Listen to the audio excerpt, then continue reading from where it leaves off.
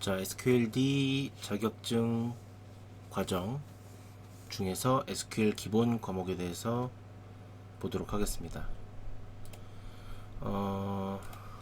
자, 이거 사전 학습에서도 한번 보셨겠지만은, 우리가 지금 준비하고 있는 SQLD라는 시험은 두 과목으로 되어 있습니다. 첫 번째 과목이 데이터 모델링에 의해, 두 번째 과목이 SQL 기본 및 활용. 자, 그 중에서 우리는 이 SQL 기본 및 활용이라는 과목에서 첫 번째 챕터인 SQL 기본에 대해서 보도록 하겠습니다. 자, 보시는 것처럼 SQL 기본의 각 챕터들인데요. 대부분은 기본적인 SQL 수업이나 데이터베이스 수업에서 다뤘던 내용들입니다. 또 이따 보면 알겠지만 굉장히 기초적인 내용들도 많고요. 그래서 특별히 실습보다는 주요 개념과 시험 대비해서 꼭 알아야 될 내용들 위주로 좀 보도록 하겠습니다.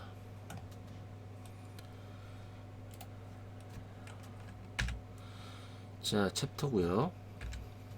자, 데이터베이스 개념인데요. 자, 제가 거듭 말씀드리지만은 여러분들이 이 수업만 가지고 어떤 자격증 준비나 시험 준비를 할 수는 없고요.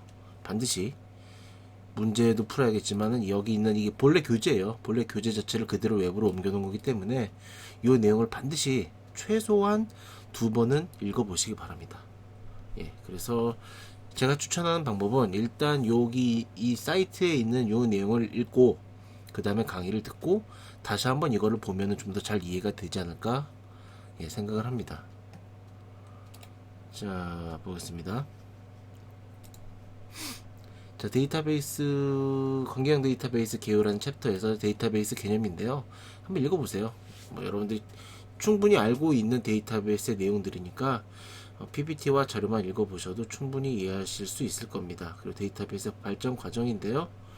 몇 년대 시험에도 나올 법한 문제일 수도 있습니다. 사실 그렇게 중요하다고 보기는 어렵지만 60년대, 70년대, 80년대, 90년대 어떤 DBMS가 등장을 했는지에 대한 내용인데요. 중요한 것만 보면은 일단 60년대에는 파일 형태로 했다. 70년대에는 데이터베이스 매니지먼트 시스템이라는 것이 처음 등장을 해서 계층형이나 망형과 같은 데이터베이스 제품들이 나왔고 80년대부터 우리가 지금 하고 있는 관경 데이터베이스가 등장을 해서 지금까지 쓰고 있는 오라클이나 사이베이스 같은 제품이 등장을 했으며 마지막으로 90년대에는 이 관경 데이터베이스의 기능도 훨씬 더 발전을 했고 객체라는 개념 요즘 한 20년 전부터 프로그래밍의 핵심 패러다임이었죠. 이 객체라는 개념을 적용한 객체 관경 데이터베이스가 등장하고 발전하기 시작했다 정도만 기억을 하시면 될 것 같습니다. 자, 뒤에 나온 얘기들은 이제 관경 데이터베이스의 여러 가지 형태들.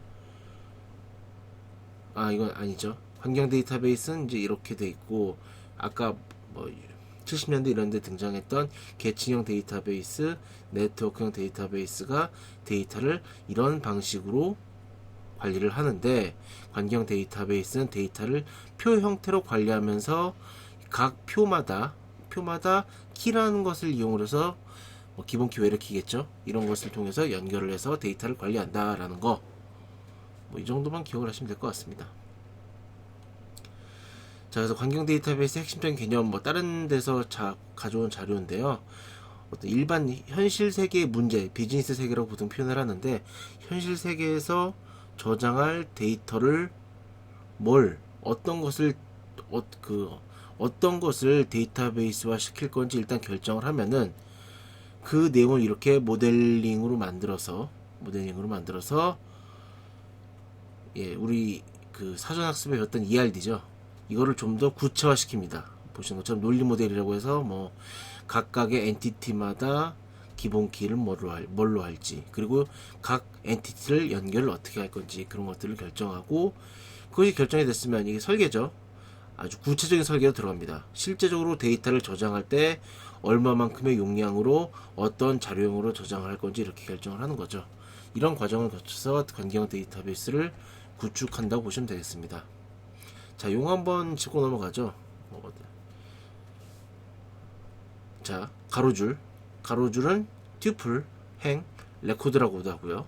세로줄은 속성, 영어로는 어트리뷰트입니다. 혹은 열, 필드라고도 합니다. 뭐 컬럼이라고도 보통 하죠. 컬럼, 로우라고도 보통 합니다. 이쪽이 세로줄의 컬럼, 가로줄이 로우. 자, 스키마와 인스턴스라는 개념이 좀 헷갈릴 수 있는데요. 일단 릴레이션은 이런 그 표, 테이블을 설계를 할 때는 릴레이션이라고 부르고요. 스키마라고 하는 것은 그냥 쉽게 말하면 뼈대, 틀이고, 실제로 이 틀에 맞춰서 들어가는 데이터들 있잖아요. 요 데이터, 가로줄, 요 데이터, 103번 쭉 데이터, 104번 이병헌에 대한 데이터, 이런 각각의 데이터들을 모음을 릴레이션 인스턴스라고 합니다. 스키마는 틀, 인스턴스는 실 데이터, 이렇게 이해를 하시면 될 것 같아요. 자, 그 다음 이제 SQL인데요. 자, 한번 읽어보시고요. 데이터 SQL에는 이런 뭐라고 할까요? 이런 종류가 있다. 예, 이 정도. DML, DDL, DCL, TCL. 예, 그래서 요런 것들 한번 잘 읽어보시고요. 특히 좀 이해가 안 되실 게 요 TCL일 텐데요. 이따가 설명드리겠지만 어떤 작업 단위를 데이터베이스에서 이루어지는 여러 가지 작업이 있을 거예요. 이따가 계좌 이체를 가지고 설명을 하겠지만, 예, 어떤 그런 데이터베이스의 과정을 하나로 묶는 것을 말합니다. 하나로 묶어서. 묶인 것들은 절대 쪼개지지가 않는다고 하는데요. 이따가 설명을 드리고요. 자, 테이블 우리가 이제 실습을 해야 되는데, 여러분들 뭐 수업 시간에 실습 환경을 구축했을 수도 있고요. 만약에 구축을 안 했다면은 요걸 보면서 하시면 될 것 같은데, 그렇게 어렵진 않습니다. 일단 우리가 실습 때 쓸 테이블은 K리그 데이터입니다. 축구죠. 국내 축구. SQLD에서 이 시험에 대비해서 만든 시험 문제와 관련된 테이블을 K리그 데이터를 이용해서 만들었어요. 그래서 이 K리그 데이터, 뭐 축구에 관심 있는 사람들은 좀 더 이해하기 쉬울 수도 있는데요. 우리도 예, SQLD 시험에 맞춰서 이 테이블을 직접 만들고 실습을 하도록 하겠습니다. 자, 그래서 이런 내용들인데요. 한번 이 내용은 우리 교재에 그대로 있는 내용이니까 잘 한번 읽어보시고요. 자, 필드, 컬럼, 로우 이렇게 있죠. 자, 이 내용도